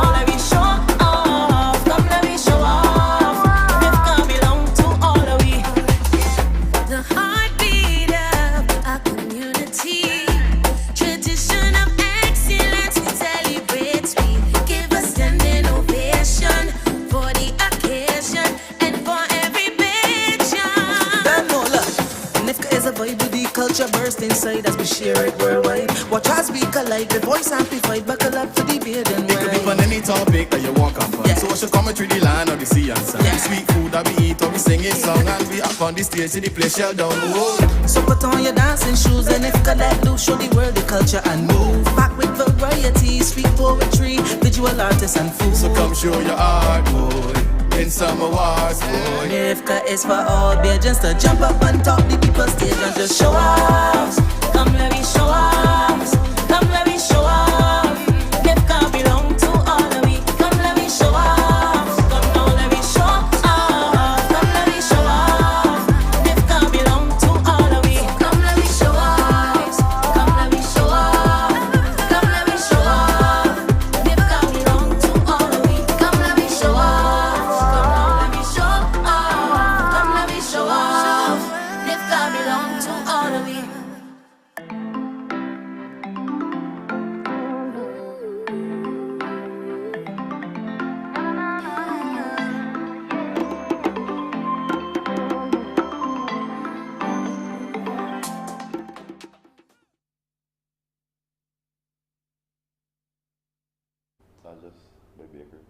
Yeah. Oh, I'm on. Good morning. I'm sitting on the bench. Outside for just a little while. Thornwood is with me, however. Thorn, morning. How are you doing, Pearson? I am doing well. We don't have a lot of time, but in the little time that we have, what are some quick pointers for early morning exercise? I always look at life as movement, especially as a dancer. So I just want to encourage people to create movement as culture, especially when you wake up on morning. So, you know, as part of our culture, you know, we're talking independence, and that's what we're aiming for. Get more people moving. You have to go beyond, you know, just getting rid of the sugary things, getting rid of well, not necessarily getting rid of the sugar cakes, but using things in moderation and encouraging people to move more.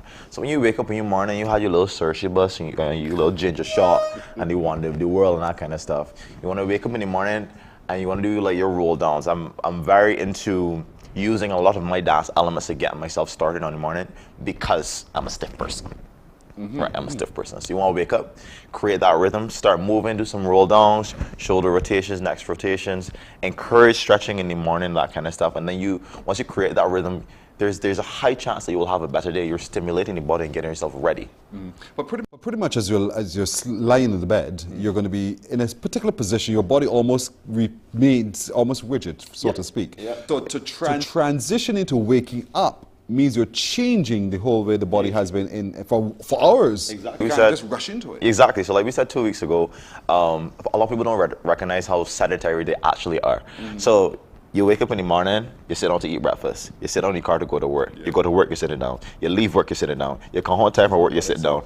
I saw bad. Then you get out of the car, and what you do, the first thing you get in the house is sit down, and then from there you're watching TV till you're tired. You have, do a little playtime with the kids, and then you go in your bed and you lay down. So that entire day, you spend at least 70, maybe 80% of your day being sedentary without even realizing. You got it right. Yeah. No, tasted it like that. I didn't even realize. Yep. So it hurt to wake up. Let's think about it of waking up our body, and let's make fitness part of our culture as Barbadians. Where you wake up and we have our tea, we stretch, we encourage movement. Do it with your kids, do it with your grandmother, your auntie, get everybody in the house in on it and do it, make it a family thing and spread it on to the next generation. The only way that we're gonna do it and create it as a culture is if we start the narrative now. So 10 years later down the line, 20 years later, and people just exercise because it's part of who we are as Barbadians. So encourage the rhythm. And don't see it as work, because it's work. But don't see it as work. See it as something that's important enough to do, indeed. Thought I wish we had more time, but you know, it's a matter to be continued for sure, but I kind of like sitting outside for just a little while. I like this a lot. We'll definitely talk about this one next week and show you guys some stretches as well. Thorn will show us some stretches. I want to thank you so much for joining us today, everybody. Thank you so much, as always, to our production crew for working along with me. I'm not easy to put up with, but they're patient enough. And we do look forward, if it be God's will, to being with you again tomorrow. Until then, do take care of yourselves. Have a great day. And don't forget to wake up bright and early on Friday morning as we go to St. Joseph. St. Joseph, we're coming to you, so look out for coming to see with us on Friday morning as well. So see you tomorrow. Bye-bye. Wake up, wake up, wake up, wake up. Barbados, get up. Good morning.